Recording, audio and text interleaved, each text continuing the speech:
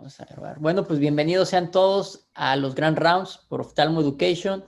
El día de hoy va a estar con nosotros moderando el doctor José Liévano. Va a estar de invitado el doctor Pablo Suárez y el caso clínico va a ser dado por la doctora Fiorella Casanova. A todos los participantes les voy a solicitar, por favor, que apaguen su micrófono. Si tienen alguna duda, alguna pregunta, escriban en el chat y se lo hacemos llegar acá a los ponentes. O, bueno, ya al final ya podríamos abrir el micrófono y que te hagan las preguntas ya directo, Pablo. Y, bueno, pues bienvenido, José. Te dejo para que presentes a Pablo. Muchas gracias, Chente. Pues nada, felices y contentos de tener nuevamente por acá a nuestro gran colega y amigo Pablo Suárez. No sé, la mayoría de ustedes lo conocen, por supuesto, gran personaje de Oftalmosalud. Es cirujano oftalmólogo, subespecialista en segmento anterior y refractiva, con múltiples presentaciones internacionales en diversos congresos y publicaciones.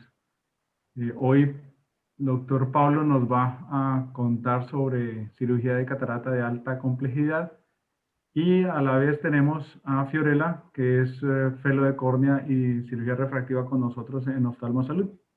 Y ya había terminado, pero volvió a apoyarnos un poco por unos meses más. Entonces, Pablo, un honor tenerte por acá. Muchísimas gracias por compartir tu experiencia y tus consejos. Muchas gracias, José. Muchas gracias, Chente, por la presentación. Ustedes saben que para mí me siento en casa. Me siento en casa, es algo que realmente, por más de que aunque suene mucho tiempo, son 14 años. Y bueno, para los chicos que no me conocen, soy el primer residente internacional de Oftalmosalud. Imagínense el tiempo que está el tiempo que está el posgrado ahí, así que nada, me siento siempre hablar aquí, para mí es un lujo, es un honor, y nada, representarle siempre con la bandera de Oftalmosalud en todas mis charlas a nivel internacional. Así que bueno, ahora vemos, me van a tomar la lección de todo lo que aprendí ahí, voy a venir a enseñarles algo, ¿no? Iba a poner algo de terigio complicado, pero el jefe me hubiera jalado las orejas, así que vamos a hablar algo de cirugías de catarata de alta complejidad. Sabemos que vivimos una época moderna en la cual la gente ya no lee mucho, ahora tenemos más posts, ahora ya no hay posts, sino son stories, y creo que los videos hablan mucho más y se enseñan mucho más que algunas cosas. Entonces vamos a compartir, vamos a hacer una charla más dinámica. Como les dije, como estamos en casa, si es que ustedes quieren y me quieren interrumpir por cualquier cosa, no hay ningún problema, podemos parar los videos y conversar. Entonces, bueno, mientras estábamos viendo el partido, no sabía si presentar, dependiendo de cuánto iba a quedar el resultado, como había puesto en el chat. Pero bueno, fue un empate, entonces pregunté si presentaba y me dijeron que sí, pero solo 3 casos. Entonces eso le hice caso, entonces le voy a presentar solo 3 casos. Y aquí les voy a poner una imagen en la cual vemos 2 imágenes que parecen que decimos cuál es la diferencia entre las dos. Muchos de ustedes van a decir, bueno, son iguales, posiblemente la una es más grande que la otra. Este es un cuadro que se llama La Ternura, que es del maestro Osvaldo Guayasamín. Es una gran exponente del arte contemporáneo latinoamericano, es de Ecuador. Él falleció y él era un paciente nuestro de la clínica, un gran maestro. Él tuvo catarata congénita, fue paciente de mi papá en algún momento. Tuvo una catarata, por diabetes, un mal paciente, como buen pintor, como buen bohemio, una retinopatía diabética, murió casi ciego por una retinopatía diabética. Y me pareció interesante poner una imagen, la imagen de La Ternura. Tenemos estos dos. ¿Cuál es la diferencia? Muchos de ustedes van a decir, pero es la misma. Pero no es la misma. La de la mano derecha es una litografía y la de la mano izquierda es una obra de él. ¿Y qué es una obra de él? Es una serie de la y la ternura, el amor, el cariño, y esta es la 170, es la 155 de 175, y como ustedes ven, dicen Guayasamín. ¿Por qué les estoy presentando esto? Porque hay una cosa que es muy importante al momento de nosotros hacer una cirugía, que es la firma. Cualquier persona puede hacer cualquier cirugía, pero la firma es única de cada uno, y cada persona o cada especialidad tiene su firma. ¿Por qué digo esto? Yo no sé cómo puedo hacer para quitar las gráficas de aquí arriba. No me sale el cursor. Denme 2 segundos. Ahí está. Cuando ustedes lo ven aquí, siempre nos sale el morbo de médico, ¿no es cierto? Cuando ustedes ven a un paciente que viene de esto, lo primero que dicen es quién lo operó. Porque ven un ojo, obviamente, que está operado, una cirugía de catarata. Ven un lente de 3 piezas, de, entre comillas, subluxado, ven una pupila discórica ya con una ruptura total del anillo pupilar, midriática, sinequiada la cápsula, y siempre nos viene eso, ¿no? ¿Quién le operó? Esta es una foto que no lo tengo ningún reparo de decirlo. Esta es una de las fotos que yo le llamo catarata. Tengo varias de estas que se llaman catarata, cirugías de catarata sin catarata, o implante de lente con catarata. Es una serie de las famosas operaciones de nuestro país de Venezuela que vienen y hacen este tipo de cosas. He puesto un lente sobre restos totalmente sin sacar, pero esto es lo que ustedes dicen, ¿no es cierto? Ven una imagen de esto y lo primero que dicen es quién lo operó, dónde le operaron, que es algo que nos...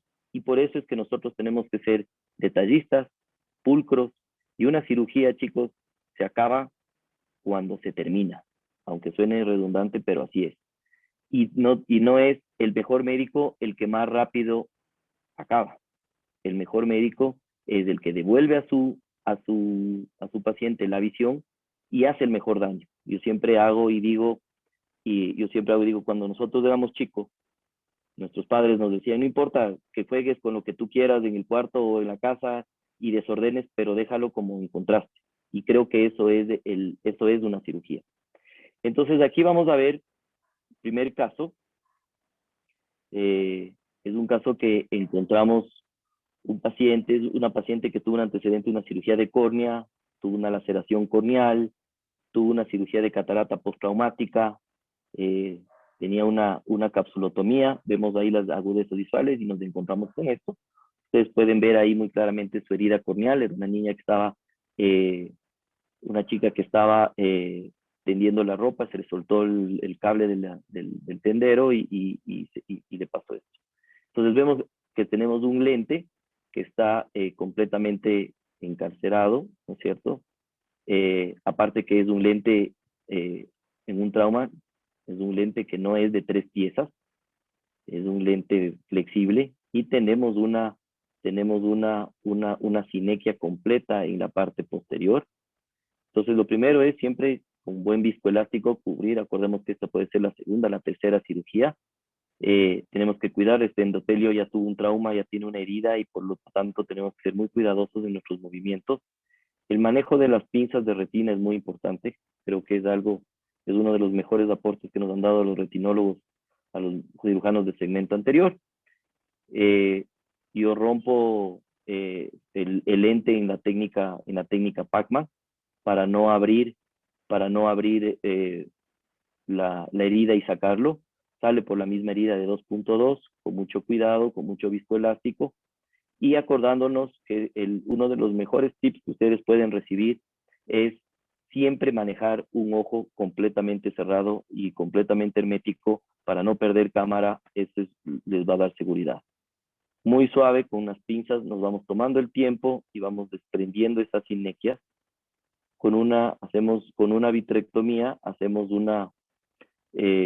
nos comemos la cápsula, y con los ganchos de iris vamos separando el bolsillo que hemos hecho. Es un bolsillo que lo hicimos para colocar un lente Artisan retropupilar. Es uno de los lentes que más me gustan en este tipo de casos. Hago también Yamane Valvecchia, pero en este tipo de pacientes me gusta, mientras menos trauma, mejor. Como nosotros sabemos, invertimos de lente, giramos, ingresamos de lente muy, muy despacio, luego de haber puesto obviamente viscoelástico, cuestiones de tiempo, no enseñamos todos los pasos, y sujetamos el lente, y una de las primeras maniobras que hago es meterle esa parte en el bolsillo que había creado inicialmente y buscar el sitio del anclaje muy despacio. Anclamos el lente en su posición,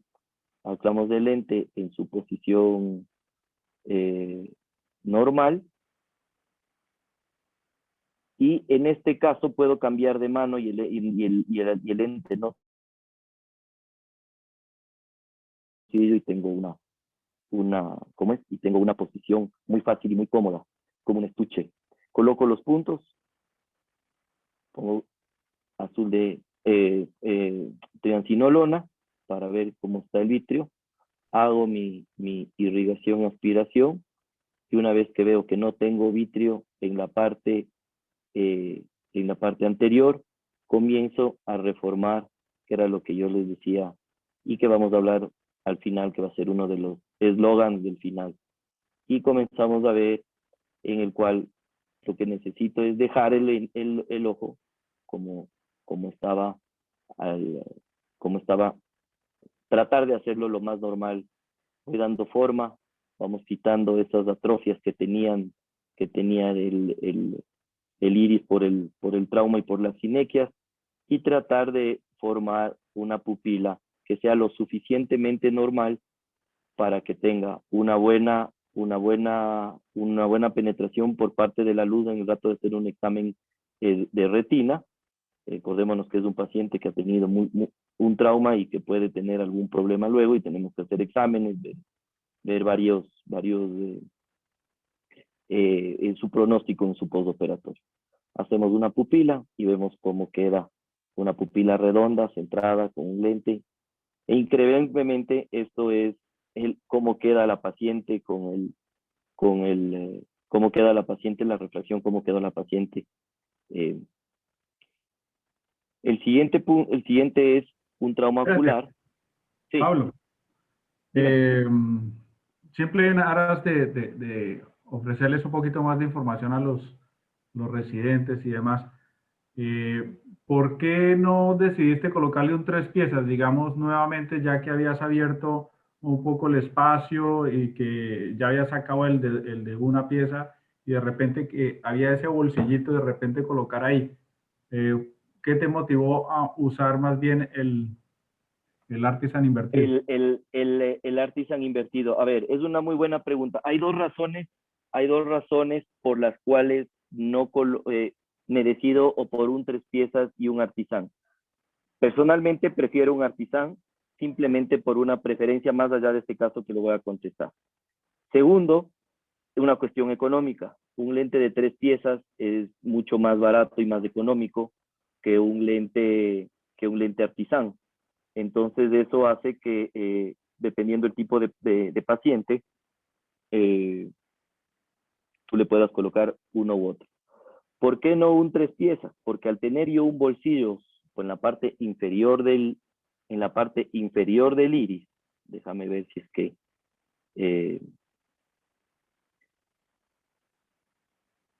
volvamos acá para hacerlo más. Si es que yo tengo, como nosotros podemos ver, yo tengo un bolsillo en esta parte de acá. ¿Ok? No sé si ven mi flecha. En esta parte de acá estaba sinequiado y aquí le hice un bolsillo. Y en esta parte de acá no tengo bolsillo. En esta parte de aquí la cápsula está fibrosada acá y esta está fibrosada. Entonces el rato que yo pongo un lente de 3 piezas, el rato que rote puede irse para el otro lado. Entonces no es un bolsillo de 360 grados. Si hubiera sido un bolsillo de 360 grados, creo que tu observación es válida. Pero al no tener soporte en este lado, creo que un Artisan es lo más correcto. O simplemente poner un Yamane por debajo del bolsillo y el otro lado a su sitio correspondiente. Ya, perfecto. ¿Alguna otra pregunta? Chente. Todo ok. Ok, esta es otra cirugía de catarata. Es una catarata traumática. Es una catarata traumática que tenemos una correctopia y una discoria importante y tenemos una sinequia. Aquí lo que yo hago es una viscodisección. Ahora tengo un instrumento que es como un chopper, pero que en la punta puede salir viscoelástico para que ir inyectando mientras nosotros vamos haciendo este tipo de maniobras. Para hacer estas maniobras es muy importante buscar un sitio donde se pueda levantar la sinequia. Es decir, vemos que encontramos y valvulamos la sinequia. ¿Ok? Entonces, para ir inyectando poco a poco, voy buscando un sitio donde esté desprendido el iris de la cápsula, muy despacio.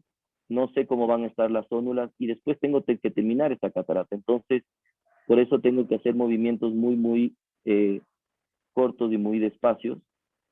Y después, una vez para corroborar que esté todo despegado, con una espátula de ciclodiálisis, muy despacio, voy despegando lo que falta y despegando un poquito más hacia el cuerpo del iris, viendo que no tenga más sinequias en esa parte posterior.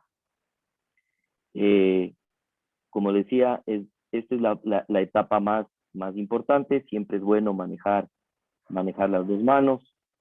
Vuelvo a ingresar por el otro lado la espátula de ciclodiálisis para ver que no tenga ningún tipo de problema, tener una mezcla de epinefrina, por si acaso sangre, el iris, y en este caso coloqué un anillo de tensión, un anillo de expansión de pupilar, de los de BBI. Es un anillo que me gusta para ciertos casos, pero tiene un problema muy grande este anillo, que esta parte de aquí es muy alta, y al ser esta parte muy alta, a veces al final de las cirugías encontrábamos unos edemas localizados, porque hay un toque en esta zona.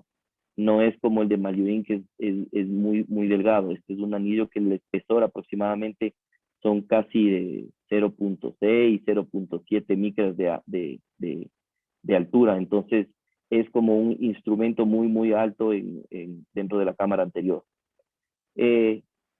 Hacer una capsulorhexis bien tensionada, tener mucha tensión, buena tensión, para que la catarata esté así, es decir, que en algún momento hay una ruptura de la cápsula anterior, y por eso tiene que estar con mucha tensión e ir viendo por dónde seguir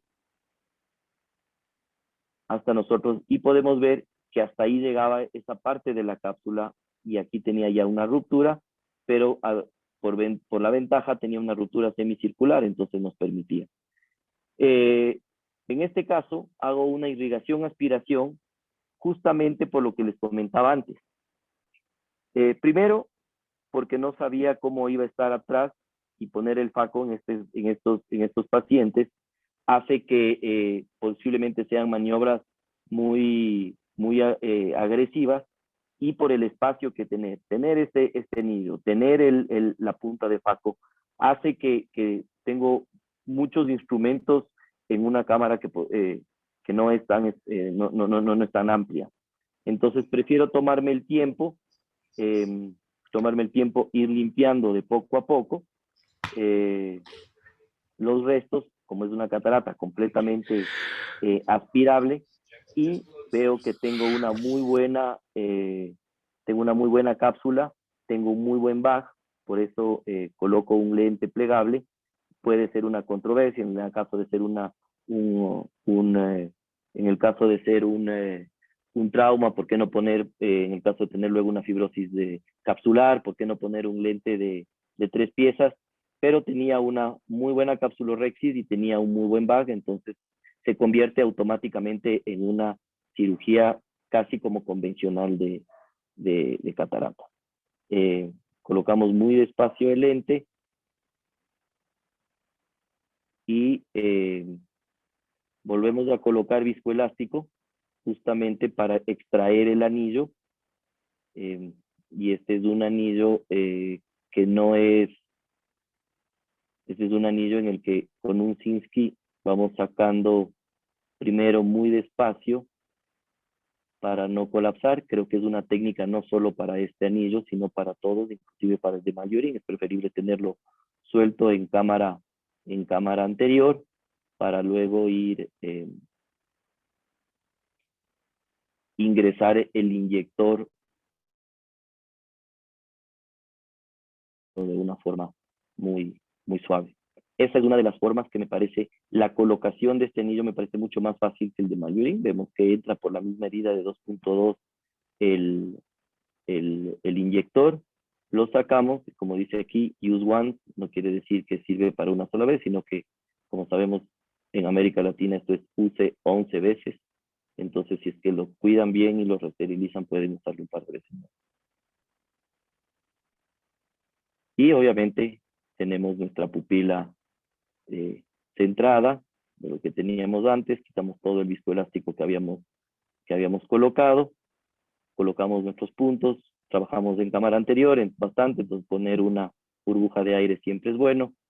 Y esto es lo que tenemos en el preoperatorio y esto es lo que tenemos en el postoperatorio. ¿Alguna pregunta?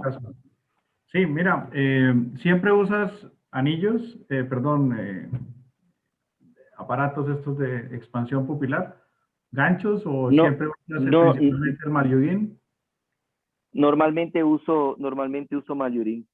Como viste, y me mandaste a estudiar y a ver un poco la videoteca para presentar ciertos casos, en este caso no había que hacer una FACO, sino con una irrigación. Por eso vieron que la película todavía teníamos el Infinity y era un poco de baja resolución. Eran cosas que usábamos hace algún tiempito. Ahora Majoring y retractores individuales, ¿no? En el caso que sea necesario. ¿Alguna tinción? Como viste en el primer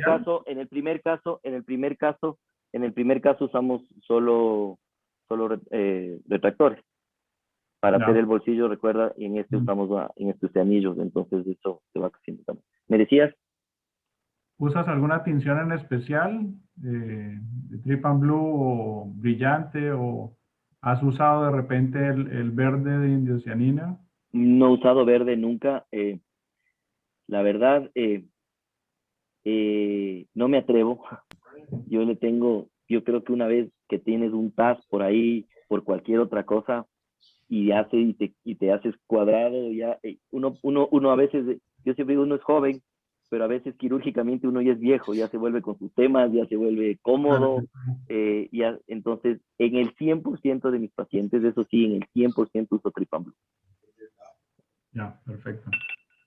Oye, Pablo, una pregunta. Cuando tú estás rompiendo esas sinequias, ¿alguna preferencia que tú tengas en cuanto a jalar la sinequia hacia un costado, traerla hacia el centro, levantarla? ¿Qué has notado tú en tu experiencia? ¿Qué es lo que más te ha funcionado de tal forma que no te vaya a romper al querer jalarla, que se traccione y que se te haga una ruptura de la cápsula anterior? Es una excelente pregunta, Chenti. Yo creo que la respuesta es depende del tamaño pupilar. Porque si es que tú tienes una sinequia en una pupila como la última, como esta que vimos acá, que es discórica, ¿no es cierto? Que es más grande, ¿no es cierto? Yo lo que tengo que pensar es cómo voy a dejar a ese paciente. Yo lo que quiero es que esa pupila venga hacia acá para tratar de centrar poner a la pupila lo más céntricamente. Entonces, por último, si es que yo tengo un desgarro acá pongo un punto, hago una pupiloplastia o lo que sea, pero, por ejemplo, en este caso, aquí tengo que liberar, yo normalmente libero hasta, di tú, unos 2 milímetros hasta ir viendo. ¿Por qué? Por varias razones. Primera, porque yo tengo un enemigo muy grande, que es la cápsula. Yo tengo que dejar una cápsula intacta porque nosotros tenemos que entrar pensando en que vamos a poner un lente en bag hasta que nos pase lo contrario. Entonces, claro, la cápsula tiene que tratar de ser lo más intacta posible. Segundo, yo no sé lo que está pasando aquí atrás. Entonces, el rato que yo comienzo a jalar un poco el vitrio, rasgo acá, se me viene la zónula. Entonces, primero, despegar los bordes. Ir viendo con visco y tú puedes ir viendo conforme vas poniendo el visco un comportamiento extraño en el iris, como que se va haciendo un iris bombé. Entonces te va indicando hacia dónde está la sinequia si tienes. Si es que no hay, quiere decir que está libre y ahí comienzas a espatular. Si tienes una sinequia, qué pena que no tengo acá la mano, si tú tienes una sinequia central, pero muy pequeñita, ¿ya? Lo que trato de hacer es con un segundo instrumento, con un chopper, con el dorso del chopper, solo tratar de despegar esa zona. Y ahí sí ir usando ganchos para ir despegando. Pongo un gancho, despego, pongo un gancho, despego. ¿Hasta cuándo? Hasta que me quede una pupila de 5.5 milímetros que va a ser mi capsulorhexia. Y le uso inclusive como guía. No sé si es que fue claro. Sí, sí, perfecto.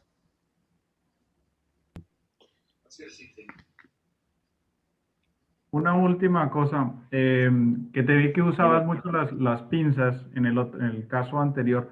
Generalmente cuando uno libera estas sinequias quedan como las adherencias ahí, los excedentes, digamos, de iris, y que molestan muchísimo en algunas ocasiones cuando uno está haciendo faco. ¿Tiendes a recortarlas en algún momento? Sí, como lo viste. Puedes, a ver, aquí hay dos cosas en las que se puede hacer. Yo tengo una pinza justamente para eso, que no sé si es que la viste, tengo una pinza de curva, ¿ya? En la cual me permite ir cortando y formando la pupila, quitando las adherencias de forma curva. Si es que no tienen una pinza curva, lo que pueden ir haciendo es, hay dos opciones. La una, muy despacio con el vitrector, cortando, pero con el vitrector no viendo hacia el iris, sino viendo hacia, ¿cómo te explico? Perpendicular al iris, es decir, así, paralelo al iris, para que si es que tú le pones frente al iris, te puedes comer mucho. En cambio, que si tú le pones mirando hacia arriba y vas girando, solo va entrando los flecos, llamémosle así, al vitrector. La otra opción es, si es que no tienes una tijera curva, pero tienes una plana, puedes hacer cortes en el iris radiales, como cuando hacemos para dilatar, ¿no es cierto? Y con el vitrector va, como te haces como guía. Entonces voy haciendo cortes en formas radiales y con el vitrector me voy pasando alrededor del iris, solo quitándolo hasta la altura de donde corté. Perfecto. ¿Sí? Muy bien. Una cosa más, ahí el hecho que la irrigación aspiración también es una buena cosa, que utilizas el bimanual. ¡Hey! ¡Hey! ¿Qué dice, jefe? Estoy enseñando Todo cosas bien. que nos he enseñado. Están buenos los videos. Oye, pero una cosa también adicional es la irrigación aspiración bimanual, las pequeñas que le decimos, ¿sí? Las de Eso, burato. como los que utilizas, ¿ya? Eso da bastante maniobrabilidad. También, y como trabajas en cámara cerrada, porque las incisiones son pequeñas, te da mucho más control. Esa es una buena cosa también que has mostrado en el video. Yo creo que eso también hay que darse en la cabeza. Utilizar cada vez más eso. Toda cirugía traumática, yo comienzo con 2 paracentesis a las 3 y a las 9 para manejar buratos. Hasta que yo no convierta esa cirugía de alto riesgo en normal y después tenga que entrar por la misma incisión del faco con una punta de silicón y limpiar el viscoelástico de atrás, no abro la incisión y trato, si es que es, y si inclusive, si es que no es necesario hasta tener un lente en cámara anterior, hasta no tener la forma de sacar, ni siquiera hablo la incisión principal, todo manejo por las paracentesis, porque es la única forma en la tener, como decía el jefe, el ojo presurizado. Acordémonos que un ojo despresurizado inclusive te da mayor riesgo de tener una expulsiva si no lo tengas abierto, un desprendimiento coroide. Entonces, el uso de las Burato, como van a ver en los 3 videos, lo hago siempre. Ah, bueno. Este es un caso reciente, este es un caso fresquito. Es un paciente igual que tuvo un trauma después de haber sido operado. Y como vamos viendo, hacemos, como estábamos conversando, aquí el único problema que tuvimos es que en estos pacientes yo siempre hago bloqueo y no estaba tan bloqueado. Entonces, en estos pacientes hago como les dije, las incisiones, pongo bloqueo, no estaba tan bloqueado. Mucho cuidado sin ver ese endotelio que no sufra, con mucho viscoelástico. En este paciente usé viscoelástico, usé Hilon, porque ya lo teníamos acá, y el lente estaba sujeto a ese resto capsular que le habían dejado en la parte posterior. Lo logré subir y lo primero, como les decía, es una vez con el ojo cerrado, lo subo al lente a cámara anterior y lo dejo ahí. Pero tenía todo el back colapsado en la parte posterior. Una vez que tengo la herida, una vez que tengo todo para arriba, abro la herida recién, saco el lente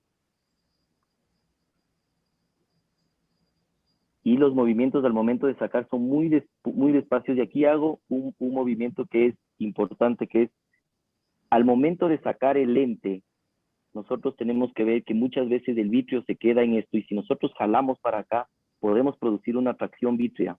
Entonces, lo importante es, como el vitrio se agarra de forma circular en el áptica, es preferible jalar el lente, rotar el lente y mover el lente longitudinal, no vertical, como lo van a ver acá, porque el rato que tú tienes una banda, como decía, lo puedes, y mira, sacas hacia un lado, por si acaso, y mira que hay una banda vítrea que nos está molestando ahí. Ahí, La Pablo, cápsula, una cosita, Pablito, una cosita. También para los residentes. Vean que ahí no intentan ni cortar, porque algunos pueden pensar, ay, ¿por qué no cortar el lente? Este lente es un lente PMMA, ¿sí? O sea, los lentes de acrílico se pueden cortar, lo de PMMA no. Ese es un lente de 5 milímetros que se colocaba antes en las cirugías de catarata, ¿sí? Cuando no había mucho plegables. Y así que esa es la razón, ¿estamos? eso es una buena cosa que de lo que dice Lucho ahorita. Es importante porque a veces nos hacemos, cuando somos residentes, los pitucos y solo queremos saber del lente moderno. Es importantísimo que ustedes lean sobre todos los lentes pasados, porque ustedes no van a llegar a operar solo cirugías de catarata recientes y de los últimos 3 años. Van a venir pacientes como estos, y yo tengo pacientes operados de cataratas congénitas con problemas operados por mi papá, con lentes de Aurolab. Entonces, son lentes más gruesos, donde la óptica es mucho más alta, y es importante uno saber el lente que tiene el paciente para ver cómo lo voy a sacar y cómo se puede comportar dentro de la cámara anterior. Entonces, es importante que ustedes revisen libros de historia de medicina, historia de catarata, vean todos los lentes que puedan encontrar para que ustedes tengan este tipo de información. Y otra cosa que es importante, guarden los lentes, guarden en unos tubitos, guárdenlos para que les ayuden. Es interesante tener a veces algo de historia en los quirófanos. Luego, muy despacio, tengo la cápsula en la parte completamente suelta, y sale nítida todo el BAG. Paciente que posiblemente tuvo algo de vitrectomía cuando lo operaron, pues había mayor cantidad de bandas vítreas. Sin embargo, de todas maneras hay que hacer usar bastante triamcinolona y hacer una buena vitrectomía. Esto es lo que hablaba José, mira la punta curva y mira cómo tiene aquí la fibrosis. Entonces, puedes o hacer con la pinza recta aquí, cortes radiales y pasar el vitrector por aquí, o con una tijera curva, darle la forma a la pupila para ver cómo te ayuda. Esta fue en pandemia, se me habían acabado, tenía unas suturas de las doble armadas, alguna vez en algún congreso compré, y el rato que abrí me encontré que tenía esta aguja de surcir de crochet de la abuelita, pero necesitaba una sutura de aguja recta para hacer una pupiloplastia, porque como ustedes vieron tenía abierto, y le hice una pupiloplastia. Una vez que es una técnica que es muy fácil de hacer, paso la sutura por el iris, y paso longitudinalmente, y con un Sinskey saco un loop, como van a ver. Ay, ay, ay.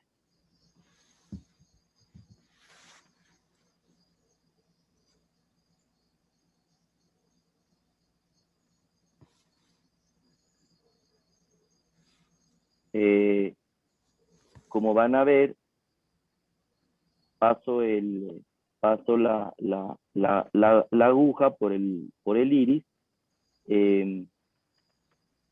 y con un Sinskey curvo tomo una porción y vuelvo a sacar y hago un loop ahí, y le dejo ese loop, y luego alrededor del loop con el cabo suelto, y simplemente se estira un par de veces, lo haces al otro lado, y la pupila queda completamente normal.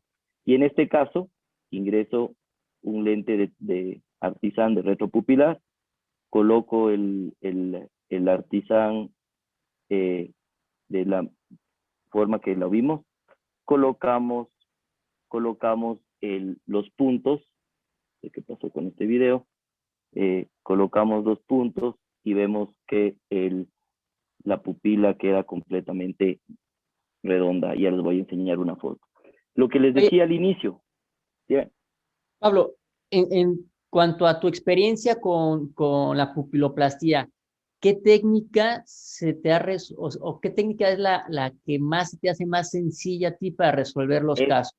¿McCannel? McCannel. Está McCannel, la de single pass, ¿cómo es? Single pass for truth, algo así, la de Agarwal, y está la otra, la Zipser. Verás, la de Agarwal me parece un poco complicada, ¿no? O sea, tienes que manejar, es muy parecido el nudo, pero, y la otra, sutura, y lo he visto hacer a Lucho, que sutura dentro del ojo con las mismas pinzas, y tú sacas por la incisión mayor. Yo me siento mucho más cómodo con la que te enseñé ahorita. Me parece que es un nudo mucho más fácil, porque haces una pasada y puedes ir, y si es que necesitas un poco más, puedes volverlo a repetir, y no al lado, llamémoslo así, o hacia la parte distal, y no pasa absolutamente, es más cómodo, más rápido, menos manejo en el ojo, porque prácticamente el nudo lo estás haciendo afuera. Bueno, claro. Okay. Sí, súper cómodo. Lo que habíamos hablado al inicio, habíamos puesto que una imagen, ¿se acuerdan, chicos? Que pusimos una imagen donde había un ojo, que lo primero que decíamos es quién le operó. Y creo que esto es algo que ustedes tienen que saber. La pupila es la firma del cirujano. Siempre tenemos que tratar de dejar un ojo con una pupila centrada, con una pupila funcional visualmente, con una pupila para que los retinólogos no tengan problema de ingresar y que les ayuden a que no digan quién le operó. Inclusive, si ustedes tienen una cirugía muy complicada, en el cual no han colocado un lente y quieren hacerle una segunda intención, se les cayó un resto, piensen en la pupila de ese paciente luego de la segunda cirugía o de la posible tercera cirugía. Entonces, cuidar el iris y cuidar la pupila es muy importante. Puede ser, es lo que nos da la firma, pero también puede ser nuestro enemigo, ¿no? Las sinequias, glaucomas, por dispersiones pigmentarias, en fin, muchas complicaciones que no vienen en el caso de la charla. Entonces, yo creo que esto es lo que habíamos hablado en la parte inicial, cuando veíamos esa imagen. Aquí tenemos los pacientes operados, el de la izquierda es el último. Le dejé con una IP, porque le puse las dos suturas y vemos que queda una pupila completamente céntrica y en la otra es una pupila, a pesar de que teníamos una pupila muy difícil, vemos cómo quedan redondas y funcionales esas pupilas. Claro. Bueno, eso les tenía para el día de hoy y muchas gracias. Siempre para mí es, como dije, un honor y un privilegio hablar en casa. Excelente, Pablo. Muchísimas gracias por Gracias, compartir. Pablo. Está muy práctico. Qué bueno. Sí, excelentes, excelentes. Muy gráficos, muy didácticos los casos. Muy buenos. Muchísimas gracias por acompañarnos, Pablo. Y No, ya sabes. para una cosa, ¿qué consejo también siempre bueno que lo digas ahí? ¿Qué haces tú para las grabaciones de tus videos? Es decir, ¿cómo te ordenas con eso? Tengo una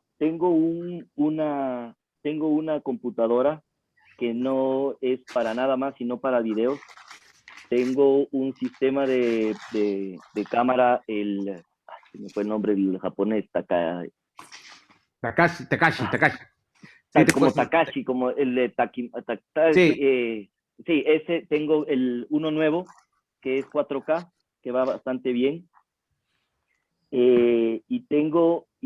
Entonces yo tengo unas carpetas que glaucoma, córnea, catarata, y dentro de catarata ya tengo que son complicadas, tengo cataratas facos normales, tengo una que se llama complicadas, y tengo una que que es importante hacerlo, tengo una que se llama o las mejores o una que se llama para presentación. Entonces acabo la cirugía, me voy a la compu y simplemente le arrastro, no importa que tenga duplicado. Y tengo un sistema de un cloud de WD, de Western Devices, que va subiendo las noches para que no me tener un buen internet de la clínica. Está programado con un sistema que en la noche se activa la computadora y te va subiendo en la nube.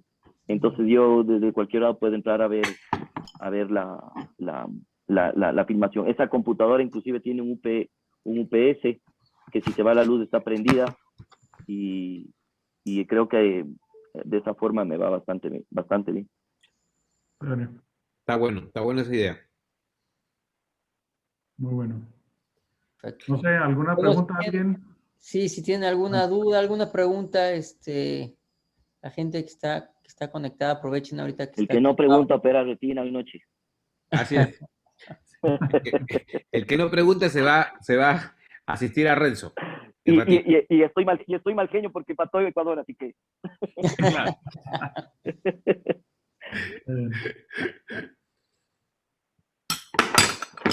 Parece que no hay preguntas, entonces yo creo que seguimos con el caso de Fiorella. Pues, Fío, sí. A ver, Fío, si nos puedes pasar ahí tu presentación. Tienes tu micrófono cerrado, Fío. Ahí comparto. Ahí está. Aquí no me...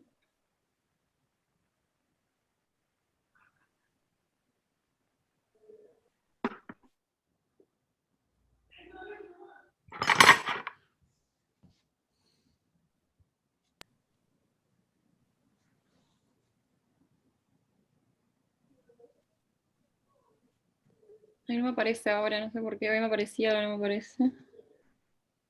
Bueno. Ya. Ahí está ya. No, perfecto. Disculpen. ¿Ahí sí? Listo. Sí, ahí está. Bueno, Perfecto. felicitaciones, Paula. Muy interesante la charla. Bueno, les voy a hablar entonces de femtolásica y algunas complicaciones intraoperatorias y su resolución. Y bueno, empezando, existen ciertas ventajas del femto sobre el microquerátomo, que ya están bien reportadas en la literatura, sobre todo asociadas a un mejor perfil de seguridad del femtosegundo. Sin embargo, hay ciertas complicaciones que son únicas del láser de femtosegundo o propias, que aunque son de baja incidencia ocurren, como pues, por ejemplo, el fenómeno de vertical gas breakthrough, la capa de burbujas opacas, la migración de burbujas a cámara anterior o las dificultades en el levantamiento del flap debido a adhesiones residuales, que como dije son de baja incidencia, pero ocurren muchas de esas relacionadas a los settings del láser y que mejoran con la configuración de y bueno, que hoy voy a hablar de algunos casos para que puedan ver la parte práctica. Bueno, el primer caso clínico es una paciente de sexo femenino de 25 años, sin antecedentes, que deseaba cirugía refractiva y que tenía un PTA calculado para ambos ojos de 34% al derecho, 35% al izquierdo, para un flap de 100. Como refracción subjetiva abajo pueden ver un astigmatismo miópico compuesto, corregía a 20/20 ambos ojos. Este es el mapa de pentacam preoperatorio en el que ven una K media de 42.3, una paquimetría que era bastante fina. Fue controvertida esta paciente si era para femtolásic o era para transperricaj, se terminó haciendo un femtolásic. Como ven, el resto del mapa es normal, las aberraciones a la derecha ven los mapas de Sirius, eran normales, este es el ojo izquierdo, igualmente paquimetría fina, resto normal, y como dije, se definió realizar un femtolásic en esta paciente, se utilizó flap de 100, el ojo izquierdo, ven a la izquierda, a la derecha de la pantalla sin complicaciones, mientras que en el ojo derecho se generó una zona de mucha adhesión, de mayor adhesión a nasal inferior, y adyacente un desgarro de flap que pueden ver graficado, no sé si ven mi flecha, aquí en el sector que está en rojo, adyacente a esa zona de adhesión. En este punto se decide culminar la cirugía, se descontinúa, se coloca un lente de contacto, se reposiciona lo mejor posible el flap, se va a colocar un lente de contacto. En este punto cabe aclarar que en los desgarros periféricos cuando ocurren, uno puede continuar la disección de flap y muchas veces levantar el flap y realizar la ablación, pero en este caso, como fue un desgarro más bien para pupilar y había adhesiones fuertes, se decidió descontinuar el tratamiento para continuar una segunda intención. Este es el posoperatorio de la paciente, como ven, desde las 24 horas hasta el día 17, ven que a los 7 días a la semana ya la paciente logra una visión corregida de 20/20, y al día 12 la refracción se mantiene estable, eso es una refracción con sobrecorrección sobre lente de contacto, y hacia el día 17, esta ya sin lente de contacto, vemos una refracción subjetiva, que es muy similar, casi igual a la preoperatoria, con queratometrías que se mantienen iguales a las preoperatorias. En este punto la paciente quería ya realizar la corrección y como tenía una refracción estable, se definió realizarla. Esta es la foto clínica de la paciente hacia el día 12, como pueden ver en el círculo rojo, ahí está la zona donde se ocurrió el desgarro, es una zona de opacidad localizada, que tenía una queratopatía puntata que fue mejorando con los días, sin signo de crecimiento intraepitelial, que es una de las cosas que tenemos que ver en estos casos, con una OCT de segmento anterior, un flap uniforme y bien aposicionado.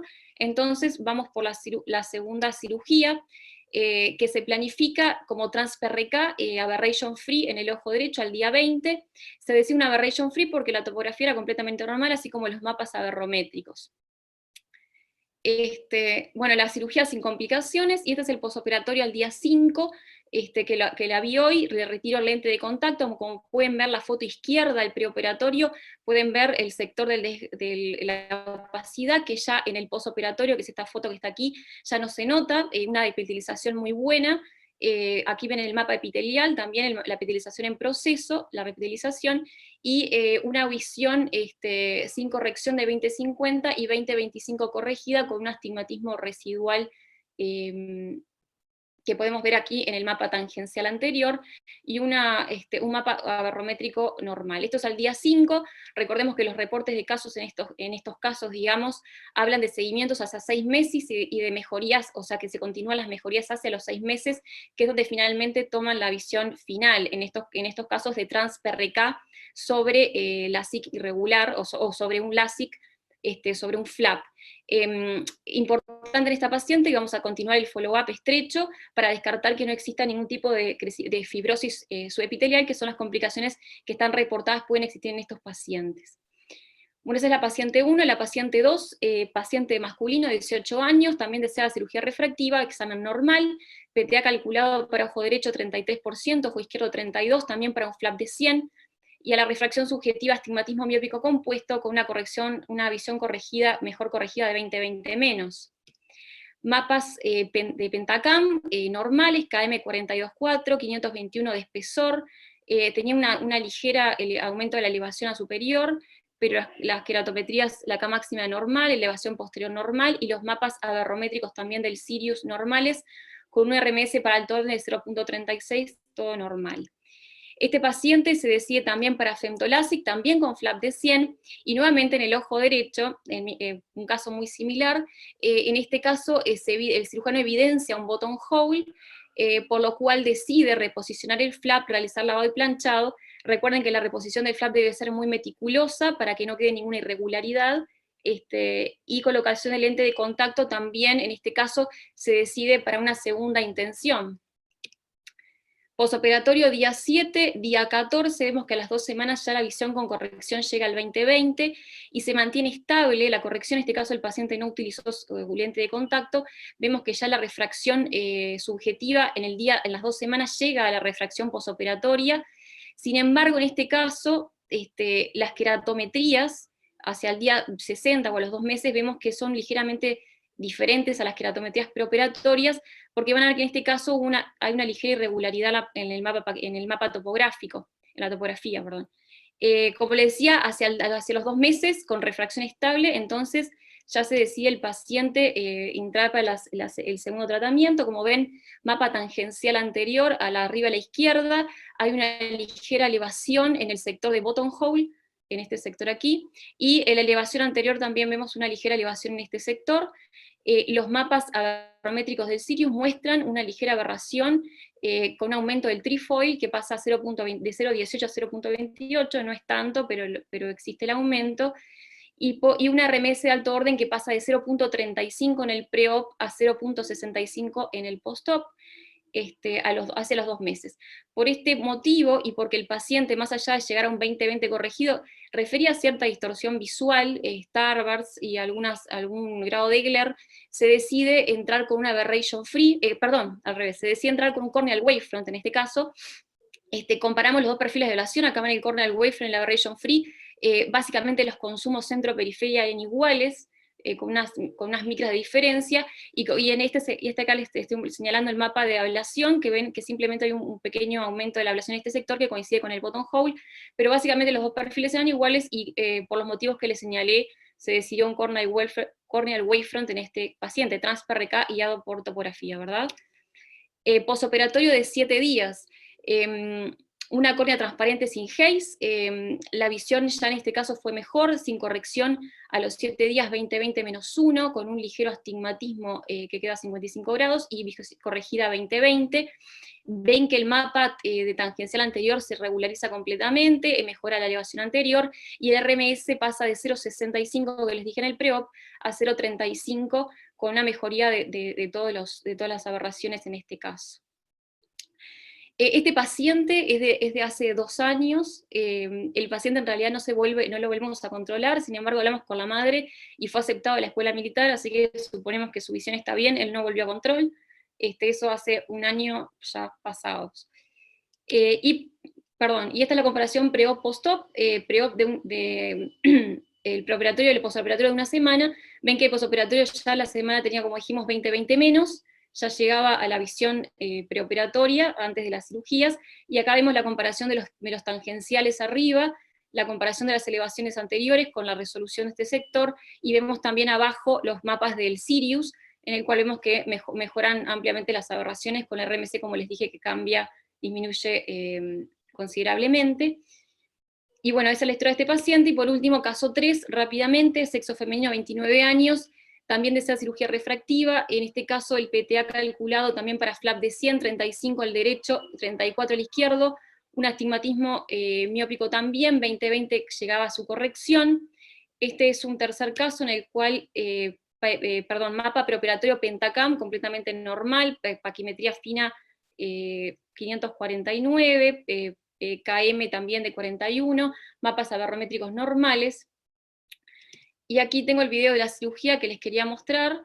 En este caso van a ver, este es el levantamiento del flap del ojo derecho, van a ver cómo ya en este sector, notamos el sector de la adhesión, vemos cómo ahí la rodeamos con la espátula, ahí lo detuvo el video, estamos rodeando con la espátula de disección, con la espátula, y aquí se evidencia en este punto, no sé si lo evidenciaron, que el bottom hole completo, ¿ven? Ahí se levanta y se ve que está completo, por lo tanto, la cirugía, o sea, el flap se vuelve a posicionar, en este caso no se levantó todo el flap, solo un pequeño sector, se reposiciona, este paciente se manda a esperar unos minutos, 20 minutos, y en el mismo acto se va a realizar el TransPRK aberration free, vemos que el flap se mantiene en posición durante toda la ablación. Esta es otra técnica que se realiza en el mismo acto quirúrgico, con lavado posterior, con cuidado, obviamente recordando que tenemos un flap, y bueno, y termina la cirugía, en este caso, corrección de las dos cirugías en el mismo momento quirúrgico.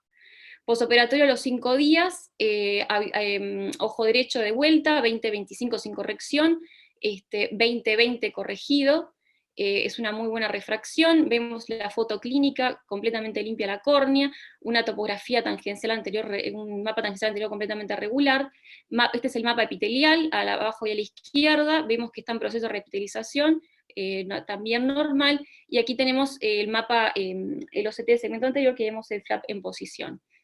Sin ninguna complicación también este caso.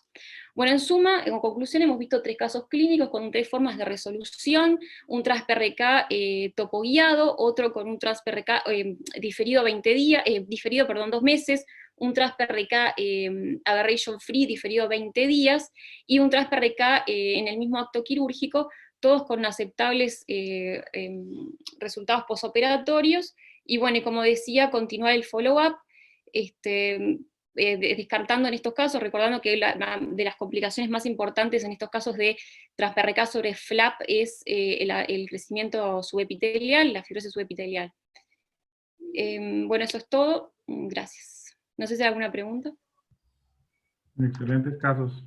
Yo. Bárbara. Bueno, no sé si alguien tiene algunas preguntas.